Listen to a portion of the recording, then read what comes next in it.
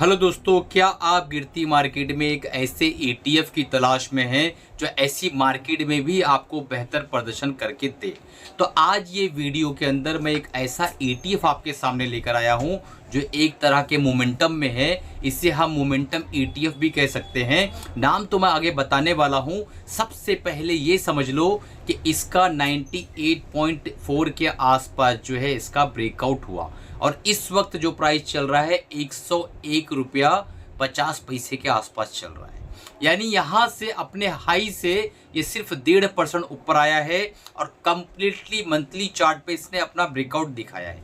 कौन सा ETF है, क्या एसेट अंडर मैनेजमेंट है, क्या कामकाज है और क्यों बेहतर लग रहा है, क्यों हमें अपने वॉच लिस्ट में इसको ऐड करना चाहिए, ये सारी चीज़ों को हम समझने वाले हैं ऐसी मार्केटों के अंदर जहां सारे लोग परेशान चल रहे हैं कि निफ्टी कहां जाकर गिरेगी, सिल्वर का क्या होगा, गोल्ड कैसा प्रदर्शन करेगा। ये सारे सवाल जहां एक जगह आकर खड़े हो गए हैं, ये ETF अपने आप में जो है इस बात को जाहिर कर चुका है क्योंकि मंथली टाइम फ्रेम का कैंडल इस वक्त कंप्लीट हो गया है। आज लास्ट ट्रेडिंग सेशन था और इसने साबित कर दिया है कि ये कंप्लीटली ब्रेकआउट दे दिया है।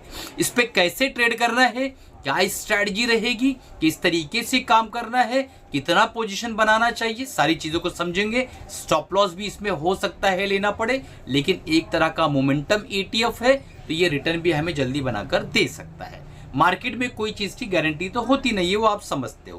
दोस्तों अभी तक चैनल को सब्सक्राइब नहीं किया होगा, सब्सक्राइब कर लो, बेल बटन दबा दो ताकि जब भी इस तरीके की वीडियोस आए आप तक पहुंच सके और उससे फायदा उठा सके। अगर आप टेक्निकल एनालिसिस फ्री में सीखना चाहते हो, नीचे डिस्क्रिप्शन में व्हाट्सएप का नंबर है, हमारे टीम से कांटेक्ट करो और फ्री टेक्निकल एनालिसिस का लिंक प्राप्त करो तुरंत अभी के अभी। दोस्तों चलिए अब आगे बढ़ते हैं। ये ETF जो है जब बहुत ज़्यादा नीचे था उस वक्त मैंने इस पर 2 वीडियो बनाए थे और मैंने बताया था कि इस पर किसी की नज़र नहीं है, केचुए की चाल की तरह धीरे धीरे ऊपर आता जा रहा है और वहां से ये 30% के आसपास ऊपर आ गया है। एक साल का रिटर्न अगर आप देखें तो इस ETF ने 30% का रिटर्न बना के दिया है। इसका जब कारोबार आप देखेंगे तो आपको समझ में आएगा कि अनसर्टन मार्केट के अंदर भी ये ETF बेहतर कर सकता है क्योंकि कहीं ना कहीं जब अनसर्टेनिटी होती है तो ETF धीरे धीरे ऊपर की तरफ मूव करना चालू कर देता है। हमेशा इस तरीके से देखा गया है। इसका एसेट अंडर मैनेजमेंट 124 करोड़ के आसपास है, PE मात्र 18 है और एक्सपेंस रेशियो 0.3% के आसपास है। कामकाज जो है इसके अंदर जो कंपनियां डाली हुई है, कोई बाय सेल रिकमेंडेशन नहीं है दोस्तों, कंपनियों का नाम इसलिए बता रहा हूं। इसका जो काम है कि मेटल्स में, माइनिंग में, एनर्जी में, इंफ्रास्ट्रक्चर में, बिल्डिंग मटेरियल्स में काम काज करता है और एक कंपनियों की एक बड़ी लिस्ट है इसके अंदर क्योंकि ETF का मतलब आप समझते हो कि एक्सचेंज ट्रेडेड फंड, यानी एक ऐसा फंड जिसके अंदर बहुत सारी कंपनियों का एक समूह मिलाकर बनाया जाता है और ये बिल्कुल म्यूचुअल फंड की तरह सेफ्टी प्रोवाइड करता है और स्टॉक्स की तरह इसके अंदर आप बाय और सेल कर सकते हैं। साथ में इसके अंदर डिविडेंड जब आता है वो भी इस ETF के अंदर लार्ज कैप 83% और मिड कैप 16% का है। यानी ये ETF ये बता रहा है कि बहुत ज़्यादा मजबूत ETF है क्योंकि लार्ज कैप जो है इसके अंदर 83% रखे हुए हैं। अब इस ETF का नाम क्या है वो बताने से पहले मैं आपको स्ट्रैटेजी बताऊंगा। दोस्तों ये ब्रेकआउट जो है 98.8 के आसपास, हम इसको 99 मान के चलते हैं, यहां पर इसने ब्रेकआउट दिया है। तो मान लो अगर आप ब्रेकआउट पे ट्रेड करते हो किसी ETF को या किसी स्टॉक को, ETF भी एक तरह का स्टॉक ही है क्योंकि ये एक्सचेंज की ट्रेड के अंदर जो है एक्सचेंज ट्रेडेड फंड है तो एक्सचेंज में ट्रेड भी होता है ये, तो इसे हम एक स्टॉक की तरह ही मानेंगे। तो अगर आप इसके अंदर आप ट्रेड करने की कोशिश कर रहे हो या सोच भी रहे हो तो सबसे पहले तो अपने फाइनेंशियल एडवाइजर से पूछोगे, उसके बाद मैं आपको स्ट्रैटेजी बता देता हूं। जब आप मंथली टाइम फ्रेम के ब्रेकआउट पे ट्रेड करते हो तो आपको 5% के आसपास का स्टॉप लॉस लेके चलना पड़ता है। तो 98 के आसपास अगर इसको हम ब्रेकआउट मानते हैं और इस वक्त हमें 101 रुपया 50 पैसे पे ये मिल रहा है तो हम जो है 98 - 5% अगर करते हैं तो 94 के आसपास हमें इसका जो है स्टॉप लॉस लेना पड़ेगा।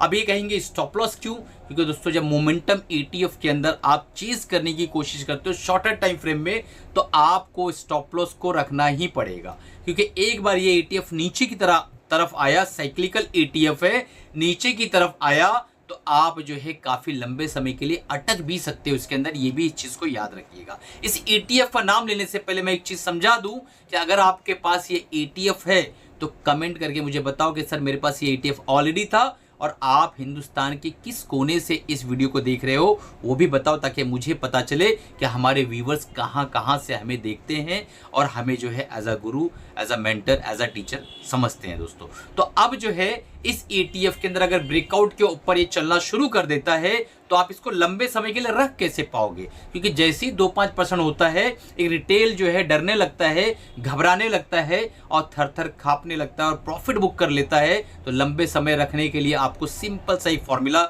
यूज करना है। डेली टाइम फ्रेम में आप 20 SMA लगा लो, सिंपल मूविंग एवरेज, और उस सिंपल मूविंग एवरेज के हिसाब से इसको ट्रेल करते जाओ। जब कोई भी ETF स्टॉक बहुत ज़्यादा मोमेंटम के अंदर होता है तो यूजुअली वो 20 डे मूविंग एवरेज के नीचे क्लोजिंग नहीं देता है। अगर 20 डे मूविंग एवरेज के नीचे ये क्लोजिंग दे देता है उस समय आपको इसके अंदर से एग्जिट कर लेना है, तब तक इसको राइड करना है। तो आप पेपर ट्रेडिंग कर सकते हो या अपने फाइनेंशियल एडवाइजर राय मशवरा लेके काम कर सकते हो। इस तरीके के ETFs का चुनाव मैं कैसे करता हूँ, कौन सी वो स्ट्रैटेजी है जो मैं अपने सारे स्टूडेंट्स को सिखाता हूँ, अगर आप भी सीखना चाहते हो तो ये रमज़ान के पूरे महीने में 30 डेज तक कंप्लीट जो है आपको ऑफर है। फीस के अंदर बहुत ह्यूज डिस्काउंट दे रखा है। 5000 ETF ट्रेडिंग प्रोग्राम की फीस है, मात्र 1999 रुपए के अंदर आप इनरोल कर सकते हो। अपनी सीट्स को आज ही लॉक करो ताकि नेक्स्ट बैच जो लाइव सेशन होने वाला है जूम पर उसके अंदर आप अटेंड कर सको, उसके अंदर आपको सीट मिल सके दोस्तों। तो चलिए इसी के साथ अलविदा चाहता हूँ। कमाते रहो, खुश रहो, अपने फैमिली का अपना ख्याल रखो और हार्ड एंड मनी को बहुत सोच समझ कर अपनी फाइनेंशियल एडवाइस से मशवरा लेने के बाद आप जो है उसको इस्तेमाल करो।